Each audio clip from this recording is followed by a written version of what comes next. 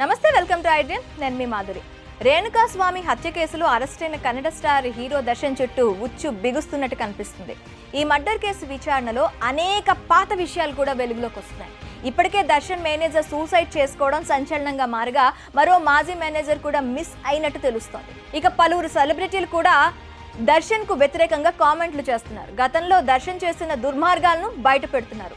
చిత్రదుర్గకు చెందిన రేణుకా స్వామి హత్యను ఖండిస్తూ నటుడు దర్శన్ ను కఠినంగా శిక్షించాలని కొన్ని చోట్ల నిరసనలు జరుగుతున్నాయి.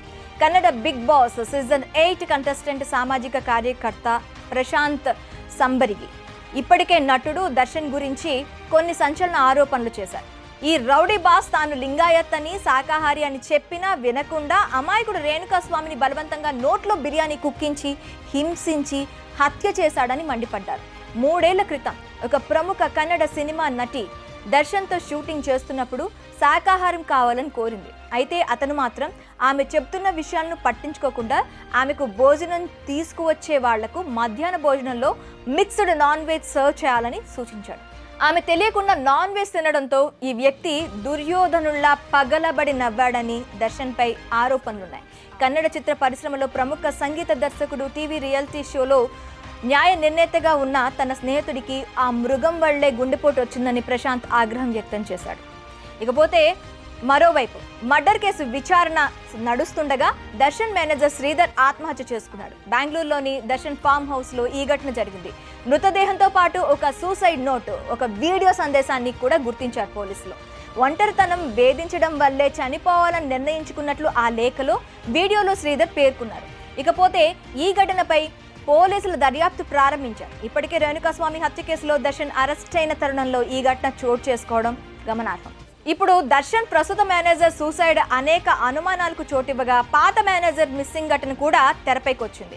కర్ణాటకలోని గడక్ జిల్లాకు చెందిన మల్లికార్జున్ దర్శన్ వద్ద మేనేజర్ గా పనిచేశారు. దర్శన్ సినిమా షెడ్యూలు, ఇతర పనులను చూసుకునేవాడు. తర్వాత కాలంలో సినిమాలు నిర్మించడం, డిస్ట్రిబ్యూట్ చేయడం వంటివి చేశారు. ఈ క్రమంలో నష్టాల్లోకి జారుకున్నారు. అతడికి అప్పు ఇచ్చిన వారిలో మరో ప్రముఖ నటుడు అర్జున్ సర్జా కూడా ఉన్నారు. మరోవైపు దర్శన్ కు చెందిన 2 కోట్లను అక్రమంగా వినియోగించుకున్నారని తెలుస్తుంది. ఈ పరిస్థితుల మధ్య 2016లో అతడు కనిపించకుండా పోయారు. పోలీసులు అతడి కోసం గాలించినా ఇంతవరకు జాడ దొరకలేదు. ఈ వ్యవహారంలో దర్శన్ కుటుంబం మౌనంగా ఉండటం కూడా పలు అనుమానాలకు తావిచ్చింది. తనకు తెలియకుండానే రెంట్కు తీసుకున్న కారులో రేణుకా స్వామిని చిత్రదుర్గ నుంచి బెంగళూరుకు తీసుకువచ్చిన డ్రైవర్ రవి ఈ ఉచ్చులో ఇరుక్కుపోయాడు. మిగిలిన వారిలో ఎక్కువ మంది బాధితుడిని వేధించి చిత్రహింస పెట్టడం, మృతదేహాన్ని తరలించడంలో కీలక పాత్రను పోషించేవారే. ఇక రేణుకా స్వామి మర్డర్ కేసులో మొత్తం 17 మందిని పోలీసులు అరెస్ట్ చేశారు. రేణుకా స్వామి హత్యకు ముందు ఆర్ఎన్ నగర్ లో ఓ బార్ లో దర్శన్ బృందం మందు పార్టీ చేసుకున్నట్లు దర్యాప్తు అధికారులు గుర్తించారు. దర్శన్ సెల్ ఫోన్ లో నగరంలోని ప్రముఖ రౌడీ షీటర్ల ఫోన్ నెంబర్లున్నాయని దర్యాప్తు అధికారులు గుర్తించారు.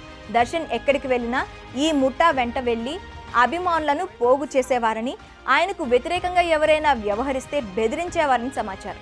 ఇకపోతే రేణుకా స్వామిని ఈ నెల 8న సాయంత్రం హత్య చేసిన తర్వాత సాక్ష్యాలను చెరిపేసేందుకు నిందితులు ప్రయత్నించారని పోలీసులు వివరించారు.